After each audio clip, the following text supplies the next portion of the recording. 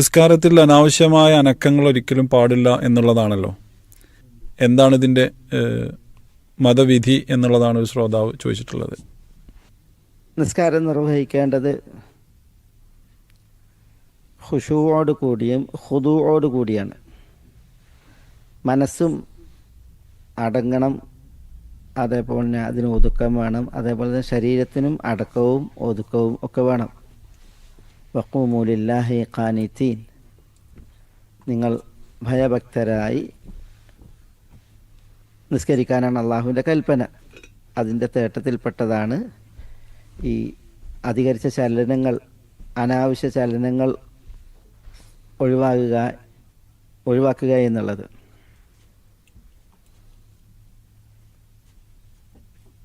ചില ഹദീസുകളിൽ ഈ കല്ല് പാകിയ സ്ഥലത്താണ് ഒരാൾ നിസ്കരിക്കുന്നത്, അവിടെ സുജൂദ് ചെയ്യുകയാണ് എങ്കിൽ സുജൂദ് ചെയ്യുന്നിടത്ത് കല്ല് വരെ നേരാക്കണമെങ്കിൽ ഒരു തവണ അത് നിരത്താനാണ് പറഞ്ഞത്.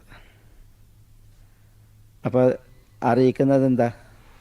നിസ്കാരത്തിലുള്ള അധികരിച്ച ചലനങ്ങൾ നിസ്കാരത്തിൻ്റെ ഖുശൂഇനെ ഭംഗം വരുത്തും. ഖുശൂഅ് നിസ്കാരത്തിൽ അടിസ്ഥാനമാണ്, ഭക്തിയാണ്. ഇഖ്ലാസ്, ഖുശൂഅ്, അതുപോലെ തന്നെ മുവാഫഖത്തു സുന്നത്തിന് യോജിച്ച് ചെയ്യുക എന്നുള്ളത്. അതില്ലെങ്കിൽ നിസ്കാരം അസ്വീകാര്യമാകും. അടക്കവും ഒതുക്കവും ഇല്ലാതെ ഉള്ള നിസ്കാരം. പിന്നെ ഈ നിസ്കാരത്തിൽ തിരിഞ്ഞു നോക്കുന്നതിനെ കുറിച്ച് പറഞ്ഞില്ലേ, അതിനെക്കുറിച്ച് പറഞ്ഞ ഇഖ്തിലാസു ഷെയ്ത്താൻ എന്നാണ്. ഷെയ്ത്താൻ്റെ തട്ടിയെടുക്കൽ എന്നാണ് പറഞ്ഞത്. നിസ്കാരത്തിൽ ഒരാൾ തിരിഞ്ഞു നോക്കി നിസ്കരിക്കാൻ പാടില്ല. ആ ചിത്രീകരണം നോക്കി നിങ്ങൾ ഇഖ്തിലാസു ഷെയ്ത്താൻ. അതേപോലെ നിസ്കാരത്തിൽ പിന്നെ ഈ അലസമായിട്ട് സുജൂദ് കിടക്കണതിനെ കുറിച്ച് പറഞ്ഞത്, കൈ നിലത്ത് അമർത്തി വെച്ചിട്ട്,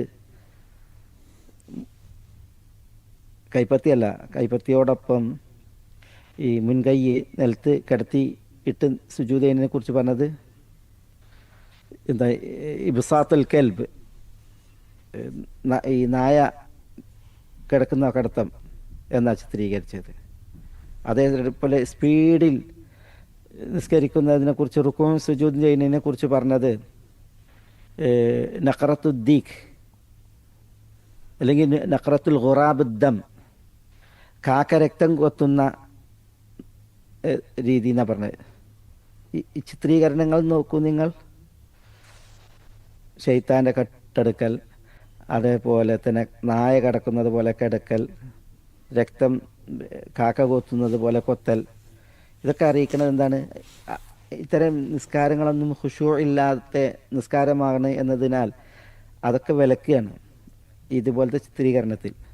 അപ്പോൾ ഈ നിസ്കാരത്തിൽ ഈ ഖുശൂഇനെ ഭംഗം വരുത്തുന്ന വിഷയങ്ങളൊക്കെ സൂക്ഷിക്കാൻ പറഞ്ഞിട്ടുണ്ട്.